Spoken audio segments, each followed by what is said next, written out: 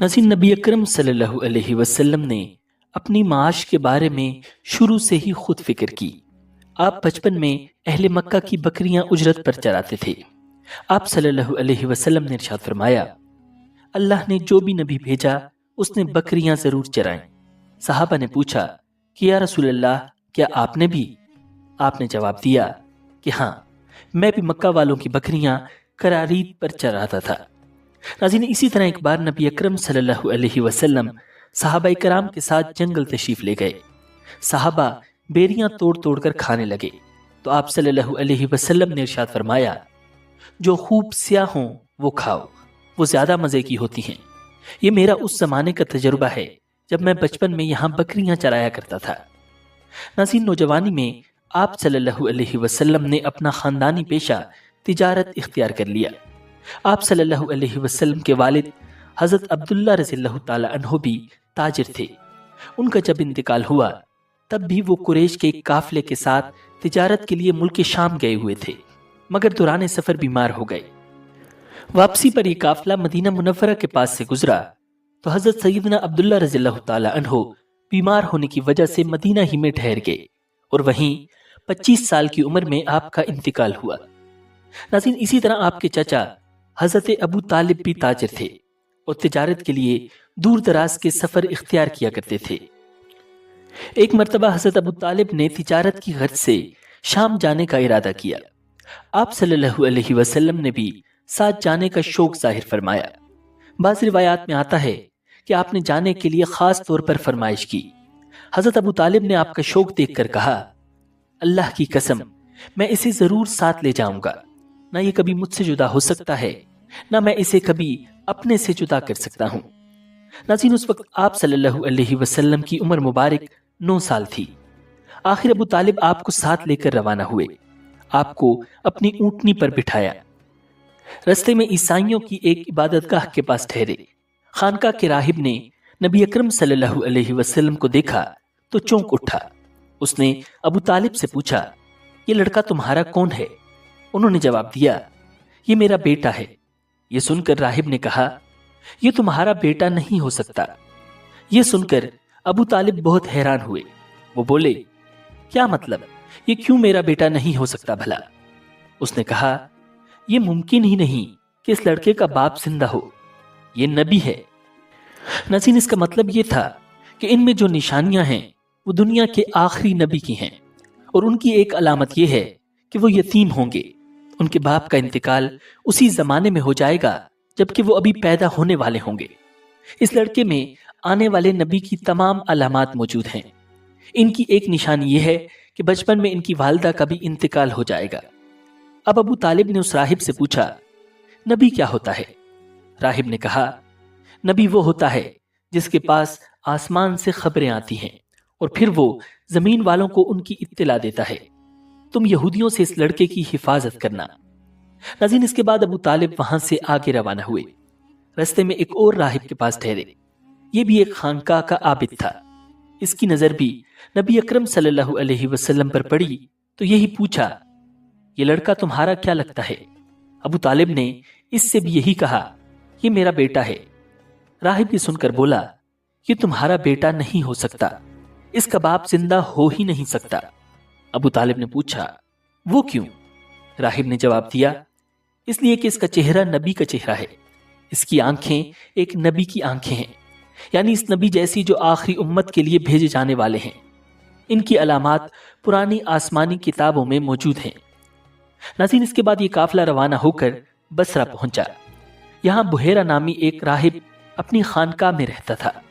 उसका असल नाम जरजीस था। बुहेरा उसका लकब था। वो बहुत जबरदस्त आलिम था। कुरैश के लोग अक्सर बुहेरा के पास से गुजरा करते थे, मगर उसने कभी उनसे कोई बात नहीं की थी। मगर इस बार उसने काफिले में आपको देख लिया तो पूरे काफिले के लिए खाना तैयार करवाया। बुहेरा ने यह मंजर भी देखा था कि नबी अकरम सल्लल्लाहु अलैहि वसल्लम पर एक बदली साया किए हुए थी। जब यह काफिला एक दरख्त के नीचे आकर ठहरा तो उसने बदली की तरफ देखा।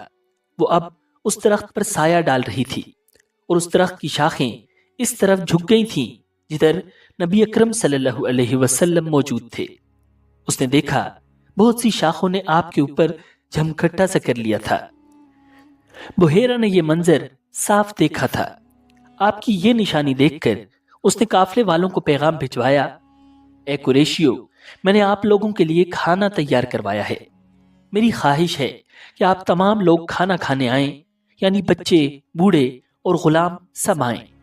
بحیرہ کا یہ پیغام سن کر قافلے میں سے ایک نے کہا، اے بحیرہ، آج تو آپ نیا کام کر رہے ہیں، ہم تو اکثر اس راستے سے گزرتے ہیں، آپ نے کبھی دعوت کا انتظام نہیں کیا، پھر آج کیا بات ہے؟ بحیرہ نے انہیں صرف اتنا جواب دیا، تم نے ٹھیک کہا، لیکن بس آپ لوگ مہمان ہیں اور مہمان کا اکرام کرنا بہت اچھی بات ہے۔ اس طرح تمام لوگ بحیرہ کے پاس پہنچ گئے، لیکن اللہ کے رسول نبی اکرم صلی اللہ علیہ وسلم ان کے ساتھ نہیں تھے، انہیں پڑاؤ ہی میں چھوڑ دیا گیا تھا۔ ناظرین، آپ کو قافلے کے ساتھ اس لیے نہیں لے جایا گیا تھا کہ آپ کم عمر تھے، آپ وہیں درخت کے نیچے بیٹھ گئے۔ ادھر بحیرہ نے لوگوں کو دیکھا اور ان میں سے کسی میں اسے وہ صفت نظر نہ آئی جو آخری نبی کے بارے میں اسے معلوم تھی، نہ ان میں سے کسی پر وہ بدلی نظر آئی، بلکہ اس نے عجیب بات دیکھی کہ وہ بدلی وہیں پڑاؤ کی جگہ پر ہی رہ گئی تھی۔ اس کا صاف مطلب یہ تھا کہ بدلی وہیں ہے جہاں اللہ کے رسول ہیں۔ تب اس نے کہا، اے قریش کے لوگوں، میری دعوت سے آپ میں سے کوئی بھی پیچھے نہیں رہنا چاہیے۔ اس پر قریش نے کہا، اے بحیرہ، جن لوگوں کو آپ کی دعوت میں لانا ضروری تھا ان میں سے تو کوئی نہیں رہا، ہاں ایک لڑکا رہ گیا ہے جو سب سے کم عمر ہے۔ بحیرہ بولا، تب پھر مہربانی فرما کر اسے بھی بلا لیں، یہ کس قدر بری بات ہے کہ آپ سب آئیں اور آپ میں سے ایک رہ جائے، اور میں نے اسے آپ لوگوں کے ساتھ دیکھا تھا۔ تب ایک شخص کیا اور آپ صلی اللہ علیہ وسلم کو ساتھ لے کر بحیرہ کی طرف روانہ ہوا۔ اس وقت وہ بدلی آپ کے ساتھ ساتھ چلی اور تمام رستے اس نے آپ پر سایہ کیے رکھا۔ بحیرہ نے یہ منظر صاف دیکھا، وہ اب آپ کو اور زیادہ غور سے دیکھ رہا تھا اور آپ کے جسم مبارک میں وہ علامات تلاش کر رہا تھا جو ان کی کتب میں درج تھیں۔ جب لوگ کھانا کھا چکے اور ادھر ادھر ہو گئے، تب بحیرہ آپ کے پاس آیا اور بولا، میں لات اور عزا کے نام پر آپ سے چند باتیں پوچھنا چاہتا ہوں، جو میں پوچھوں آپ مجھے بتائیں۔ اس کی بات سن کر آپ نے فرمایا، لات اور عزا کے نام پر مجھ سے کچھ نہ پوچھو، اللہ کی قسم مجھے سب سے زیادہ نفرت انہی سے ہے۔ اب بحیرہ بولا، اچھا تو پھر اللہ کے نام پر بتائیں جو میں پوچھنا چاہتا ہوں۔ تو آپ نے فرمایا، پوچھو، کیا پوچھنا ہے؟ ناظرین، اس نے بہت سے سوالات کیے، آپ کی عادات کے بارے میں پوچھا۔ اس کے بعد اس نے آپ کی کمر پر سے کپڑا ہٹا کر مہر نبوت کو دیکھا، وہ بالکل ویسی ہی تھی جیسا کہ اس نے اپنی کتابوں میں پڑھا تھا۔ اس نے فوراً مہر نبوت کی جگہ کو بوسہ دیا۔ قریش کے لوگ یہ سب دیکھ رہے تھے اور حیران ہو رہے تھے، آخر لوگ کہے بغیر نہ رہ سکے، یہ راہب محمد میں بہت دلچسپی لے رہا ہے، شاید اس کے نزدیک ان کا مرتبہ بہت بلند ہے۔ ادھر نبی اکرم صلی اللہ علیہ وسلم سے بات چیت کرنے کے بعد بحیرہ ابو طالب کی طرف آیا اور بولا، یہ لڑکا تمہارا کیا لگتا ہے؟ ابو طالب نے کہا، یہ میرا بیٹا ہے۔ اس پر بحیرہ نے کہا، نہیں، یہ تمہارا بیٹا نہیں ہو سکتا، یہ نہیں ہو سکتا کہ اس کا باپ زندہ ہو۔ ابو طالب کو یہ سن کر حیرت ہوئی، پھر انہوں نے کہا، دراصل یہ میرے بھائی کا بیٹا ہے، ان کا باپ کہاں ہے؟ وہ فوت ہو چکا ہے، اس کا انتقال اس وقت ہو گیا تھا جب یہ ابھی پیدا نہیں ہوئے تھے۔ یہ سن کر بحیرہ بول اٹھا، ہاں یہ بات صحیح ہے، اور ان کی والدہ کا کیا ہوا؟ ان کا بھی ابھی تھوڑے ہی عرصہ پہلے انتقال ہوا ہے۔ یہ سنتے ہی بحیرہ نے کہا، بالکل ٹھیک کہا، اب تم یوں کرو کہ اپنے بھتیجے کو واپس وطن لے جاؤ، یہودیوں سے ان کی پوری طرح حفاظت کرو، اگر انہوں نے انہیں دیکھ لیا اور ان میں وہ نشانیاں دیکھ لیں جو میں نے دیکھی ہیں تو وہ انہیں قتل کرنے کی کوشش کریں گے۔ تمہارا یہ بھتیجا نبی ہے، اس کی بہت شان ہے، ان کی شان کے بارے میں ہم اپنی کتابوں میں بھی لکھا ہوا پاتے ہیں، اور ہم نے اپنے باپ داداؤں سے بھی بہت کچھ سن رکھا ہے۔ میں نے یہ نصیحت کر کے اپنا فرض پورا کر دیا ہے، اور انہیں واپس لے جانا تمہاری ذمہ داری ہے۔ ناظرین، ابو طالب بحیرہ کی باتیں سن کر خوف زدہ ہو گئے، آپ کو لے کر مکہ واپس آ گئے۔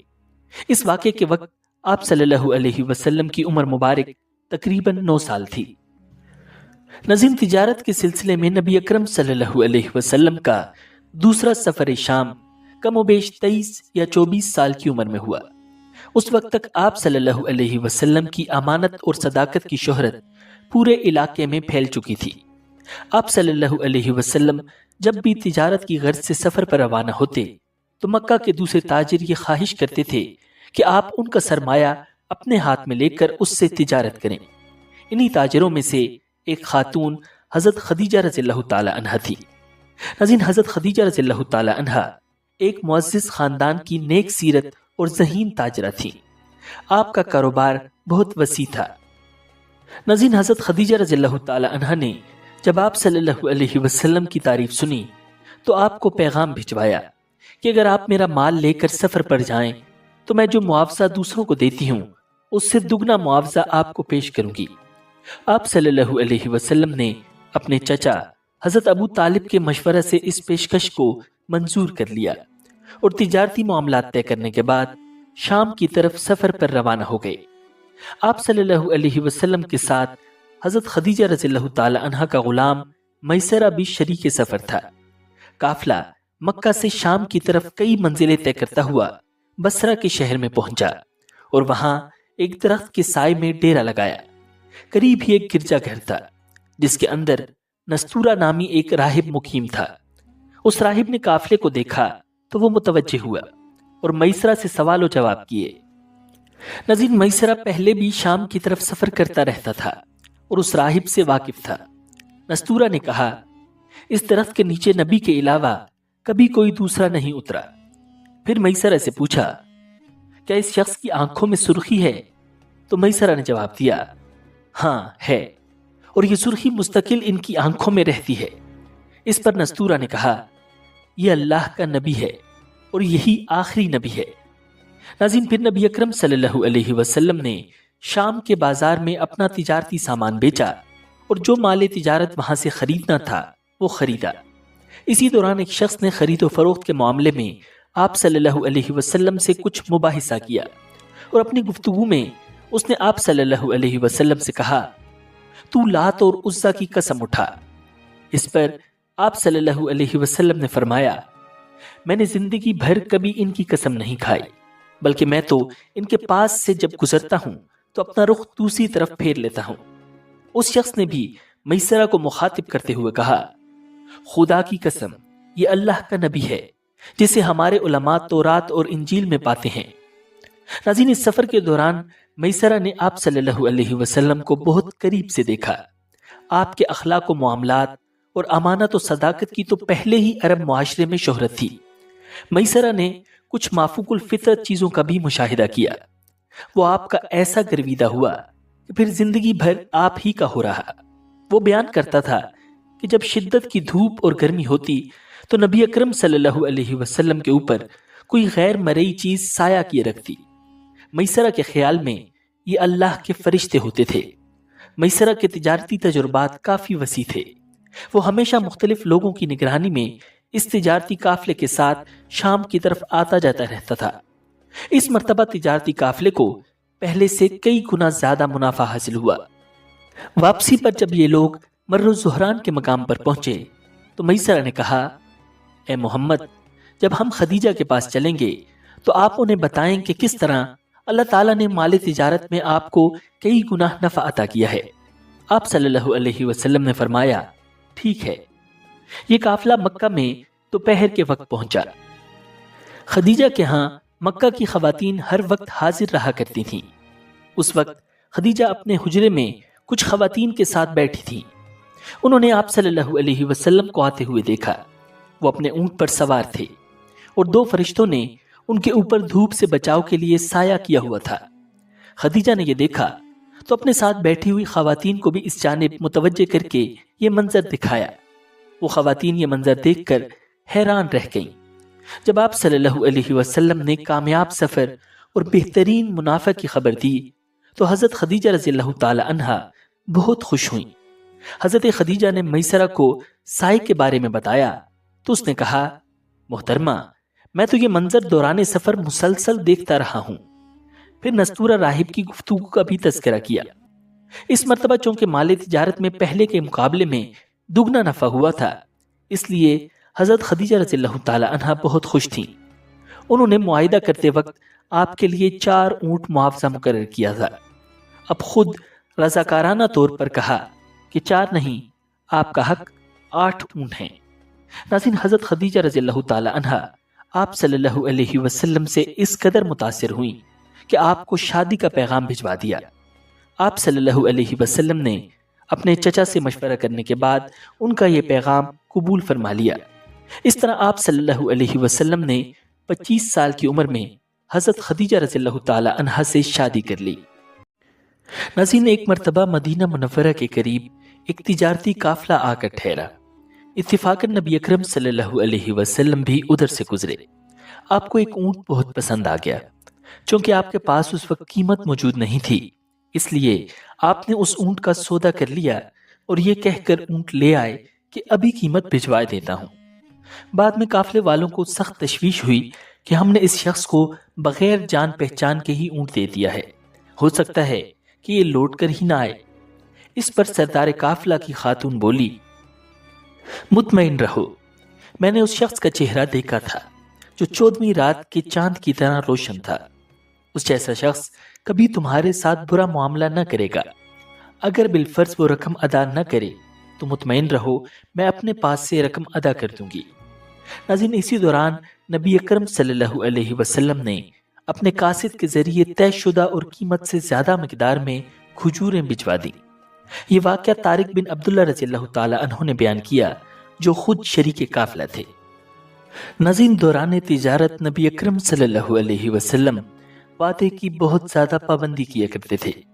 حضرت عبداللہ بن الحمصہ رضی اللہ تعالی عنہ کہتے ہیں کہ میں نے نبی اکرم صلی اللہ علیہ وسلم کی بعثت نبوت سے قبل آپ کے ساتھ کوئی خرید و فروخت کا معاملہ کیا، اس میں میرے ذمے کچھ بقایا رہ گیا، تو میں نے عرض کیا کہ میں گھر سے لا کر آپ کو اسی جگہ دیتا ہوں۔ میں چلا گیا اور گھر جا کر بھول گیا، پھر مجھے 3 دن کے بعد یاد آیا تو میں آیا، آ کر کیا دیکھا کہ آپ صلی اللہ علیہ وسلم اسی جگہ کھڑے ہیں۔ میں جب آیا تو آپ نے مجھے صرف اتنا فرمایا، اے نوجوان، تو نے تو مجھے تنگی میں ڈال دیا، میں 3 دن سے اس جگہ تمہارا انتظار کر رہا ہوں۔ ناظرین، نبی اکرم صلی اللہ علیہ وسلم دوران تجارت کسی بھی قسم کی دھوکہ بازی کو سخت ناپسند کیا کرتے تھے۔ ایک مرتبہ آپ صلی اللہ علیہ وسلم ایک گندم کے ڈھیر کے پاس سے گزرے، اس میں ہاتھ ڈال کر دیکھا تو آپ کی انگلیاں نم آلود ہو گئیں۔ فرمایا، اے گندم کے مالک، یہ کیا بات ہے؟ عرض کی، یا رسول اللہ صلی اللہ علیہ وسلم، گندم بارش سے بھیگ گئی تھی۔ یہ سن کر آپ نے فرمایا، تو نے اس گیلی گندم کو ڈھیر کے اوپر کیوں نہ رکھا تاکہ خریدنے والے اس کو دیکھ سکتے؟ یاد رکھ، جس نے دھوکہ فریب سے کام لیا اس کا مجھ سے کوئی واسطہ نہیں۔ ناظرین، حضرت سیدنا عبداللہ بن سائب رضی اللہ تعالی عنہ فرماتے ہیں کہ میں زمانہ جاہلیت میں نبی اکرم صلی اللہ علیہ وسلم کا شریک تجارت تھا۔ میں جب مدینہ منورہ حاضر ہوا تو آپ صلی اللہ علیہ وسلم نے فرمایا، مجھے پہچانتے ہو؟ میں نے عرض کی، کیوں نہیں؟ آپ صلی اللہ علیہ وسلم تو میرے بہت اچھے شریک تجارت تھے، نہ کسی بات کو ٹالتے اور نہ کسی پر جھگڑا کرتے تھے۔